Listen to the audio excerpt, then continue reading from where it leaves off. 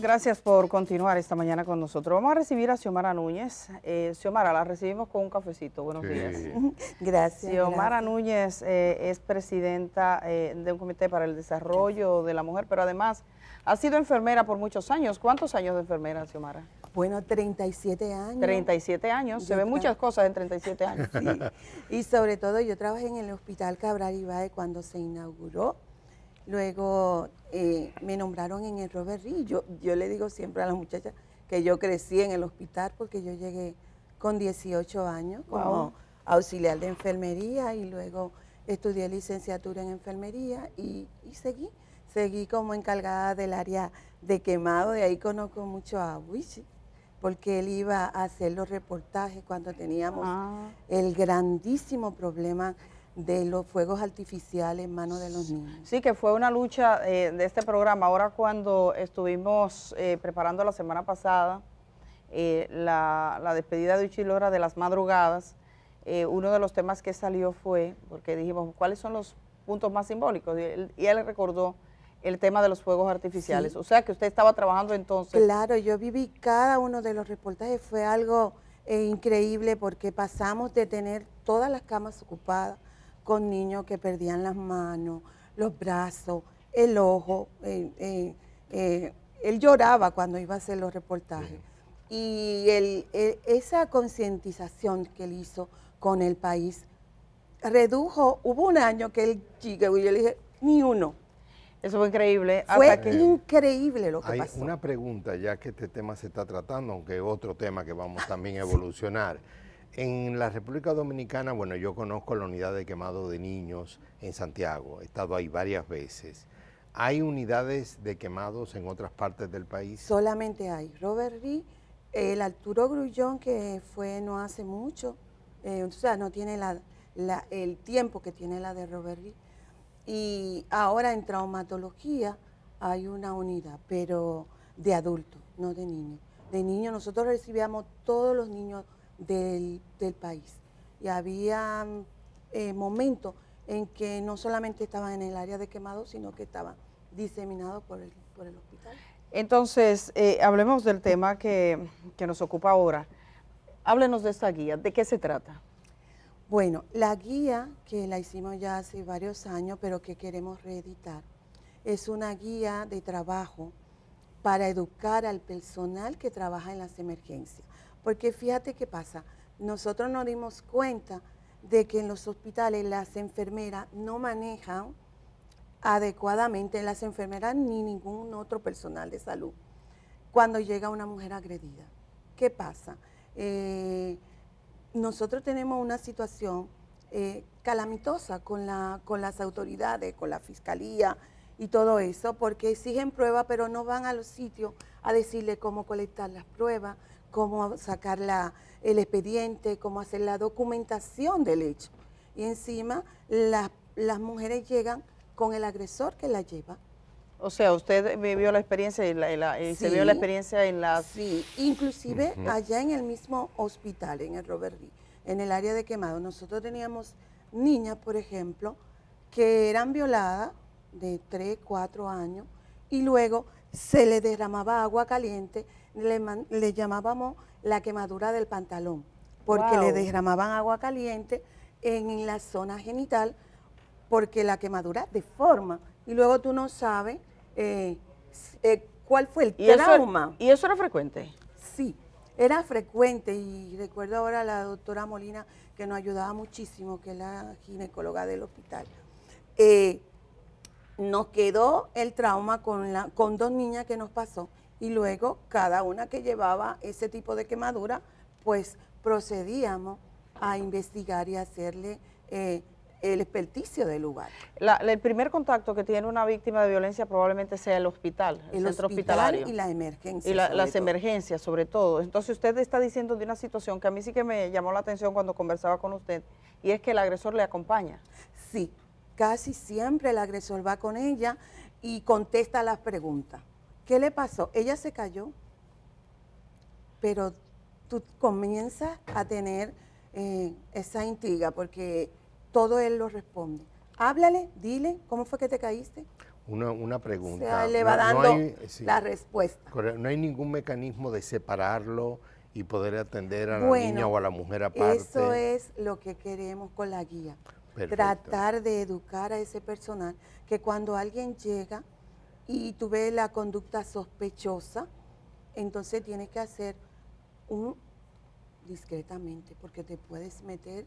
Te puede agredir físicamente. Agresivos que terminan agrediendo al personal. Y el personal generalmente no tiene protección. No tiene protección. Allá dejan un señor en la puerta con un palito a veces, que si se fue a tomar café, la emergencia se queda. ¿Se han dado casos aquí de provista, exceptuando, claro, hospitales como Darío Contreras, que ya es traumatológico, pero hospitales, o sea, emergencias en los sitios, por ejemplo, los subcentros de salud, no hay protección. Usted, por ejemplo, que fue enfermera por más de 30 años, ya usted está jubilada. Sí, gracias. Usted está jubilada, pero sigue acompañando y trabajando con enfermeras. Sí, tiene una vida muy activa. Sí, porque nosotros fundamos la Cooperativa de Profesionales de Enfermería, un grupo de mujeres fundó esa cooperativa del Hospital Robert Reed, la mayoría, y en esa cooperativa seguimos trabajando día a día con las enfermeras, y no solamente con las enfermeras, sino con todo el personal de salud. Nosotros tenemos un programa de educación, y de ahí viene la guía, vienen los talleres para liderazgo, vienen los talleres de empoderamiento, pero más que nada de hacer que esa población reconozca que tiene en sus manos un instrumento increíble para ayudar a la mujer. En el caso de las enfermeras, el personal médico, ¿qué puede hacer? ¿Existe algún tipo de protocolo que cuando se encuentra con un caso que presume ese abuso en perjuicio de una mujer, de un niño, de un hombre, de quien sea, cómo debe actuar? Bueno, nosotros hicimos la guía. Vi no hace mucho que el Ministerio de la Mujer también tenía una guía. Nosotros tratamos de darle a conocer las leyes de protección, a quién llamar, los números donde se pueden comunicar el personal de salud, cómo abordar la víctima, pero más que nada, lo que queremos llevar es que la reconozcan, Edith, porque no la reconocemos. Si tú tienes una paciente, y en emergencia el personal tiene mucho tiempo, que vino hoy porque se cayó y se lastimó o se rompió un brazo, y mañana vuelve porque vuelve con la misma persona que tiene un golpe en la cabeza. Entonces tú tienes que detectar un patrón de abuso, un patrón de lesiones en esa paciente. Y aquí hay registro, digamos, digitalizado que te permita saber dónde ha ido una persona. Mira, ella se ríe. O sea, porque si es por la mente, o sea, hoy estás en emergencia, está usted, pero mañana está otra. Sí, lo que pasa es que a veces vemos muchas películas con ese tipo de registro. Ese registro, aquí hay registro. A veces aquí no hay ni papelería para tú anotar. A veces no hay. ¿Qué otras acciones O ustedes sea, hay plantean? muchas cosas que, Sí. se venden en proyectos y en papeles. Pero aquí no existe historia médica de los pacientes. O sea, un paciente que va a Dajabón y llega a un hospital en Santo Domingo, el de Santo Domingo no sabe nada. En Grey's Anatomy, es que yo he visto eso. Sí. En película. En película. Pero aquí también, no, pero miren señores, eso es grave. Eso es grave. Pero no hay historia, incluso a veces hasta para gente que comete delitos.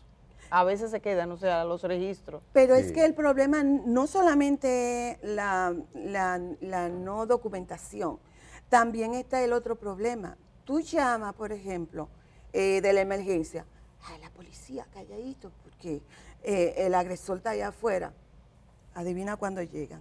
Cuando ya se han ido. Bueno, si tú sabes orar, comienza a orar, que el agresor no se entere y que llegue la policía porque ya te agredió a ti, pero es imposible. Y con el servicio, porque bueno, ahora, ¿cuántos años tiene usted que ya no está activa, digamos, en el hospital? Como 4 o 5. Como 4 o 5 años. Ya entonces estaba el 911.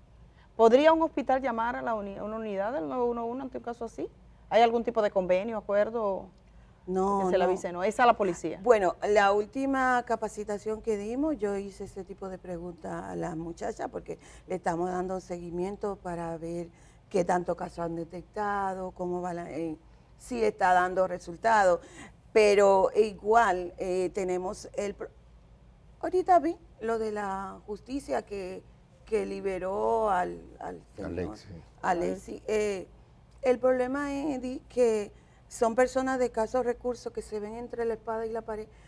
Si tú vas a denunciar, por ejemplo, a mi hijo le robaron y yo tuve que ir 3 veces a la fiscalía y ya el muchacho que le había robado y la familia estaban ahí y me dijeron, usted quite la querella porque usted sigue en la calle. O sea, que es ¿cómo tú vas a enfrentar al agresor con el agredido? A un dime y te diré, es que da miedo, da miedo. En el caso del protocolo que ustedes están proponiendo, ¿qué otras medidas, aparte de identificar una situación de víctima? Nos gustaría que, primero que respondan, la parte que tiene que responder, la policía, la fiscalía, que respondan. Y después que ese personal tenga un sitio de referencia, una casa de acogida. No, tú no te vas con el agresor. Nosotros vamos a llamar a esta casa de acogida para que te recoja. Pero tú sabes qué pasa con la casa de acogida. ¿Qué pasa? Muchas se llenan porque son pequeñas, con tantas mansiones que retienen aquí de narcotráfico y de todo eso, deberían acondicionarla y hacerla. Pero ¿hay algún acuerdo? Porque yo quiero preguntar si usted sabe si existe algún acuerdo. Ahora mismo tenemos más casas de acogida, eso sí, es verdad. Claro. Yo creo que son, lo decía el presidente en la entrevista que habían 3 casas de acogida y no sé si son 20 o algo así. ¿Para qué población? ¿Pero hay algún acuerdo? ¿Para qué población? La población que ya tiene procesos generalmente. Uno de los problemas que hay para casas de acogida son los trámites burocráticos, pero a mí me consta porque he recibido casos de mujeres, generalmente los casos de violencia extrema que llegan aquí, que llegan al canal, yo no los saco en televisión porque si sacas en televisión eso probablemente... La está revictimizando. No, más que revictimizar, le estoy poniendo un riesgo horrible porque puede ser que vale la pena en un momento contar la historia, pero si estás mirando que esa mujer está en riesgo, decirlo en televisión no le va a resolver su vida, porque el agresor no va a entender de que eso salió en televisión, todo lo contrario.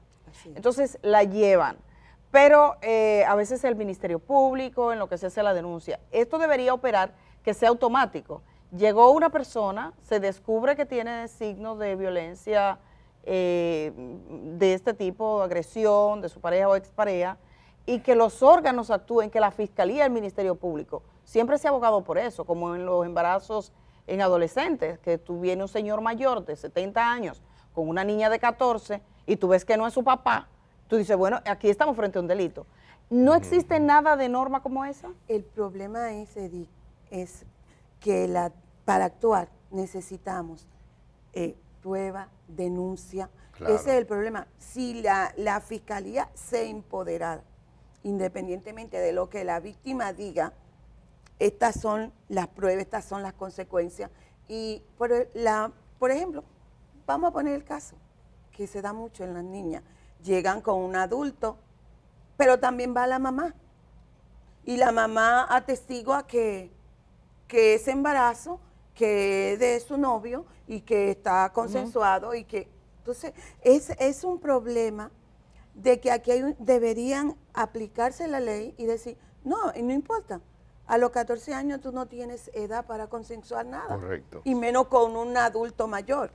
Claro, estamos frente a un delito. Estamos frente a un delito y eso es lo que debería proceder, pero aquí se actúa en base a denuncia, en base a aportes de prueba y en esa medida las mujeres quedamos desprovistas. Totalmente. ¿Por qué? Porque yo llego a la emergencia, tengo un brazo roto, ando con el agresor, pero el encargado que está ahí de emergencia debe documentar, debe hacer las denuncias independientemente de que yo me caí. No, eso no coincide con caída, porque usted tiene un historial clínico que dice tal y cual cosa.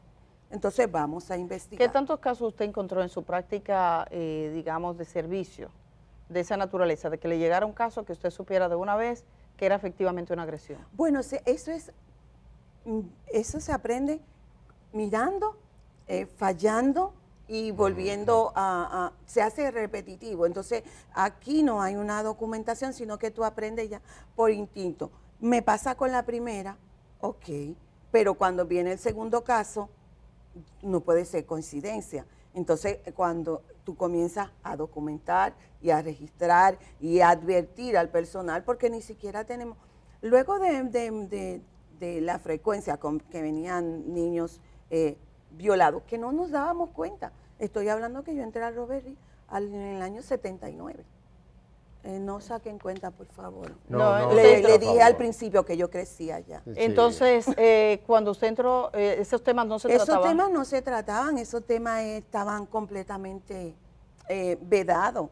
Pero luego con el ejercicio, con el ir mirando los casos, con el ir documentando, pero también ahora yo puedo hablar de eso y hacer la relación por el conocimiento que adquirí en el trabajo con mujeres y niñas.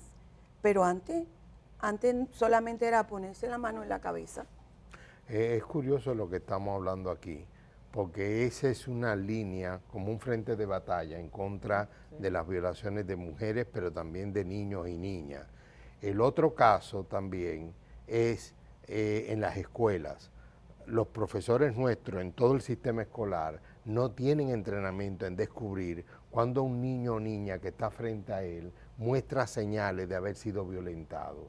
Y eso debe ser un entrenamiento obligatorio. Debería ser. Médicos, enfermeras, profesores, que tengan el entrenamiento de decir, no, mira, este niño o esta niña, por su conducta, por la manera en que se maneja, es una señal posible de que haya sido violentado. Bueno, yo tengo el caso de una escuela que hay evidencia de que varios niños están en situación de abuso gravísimo, de abuso gravísimo, y no ha habido forma. O sea,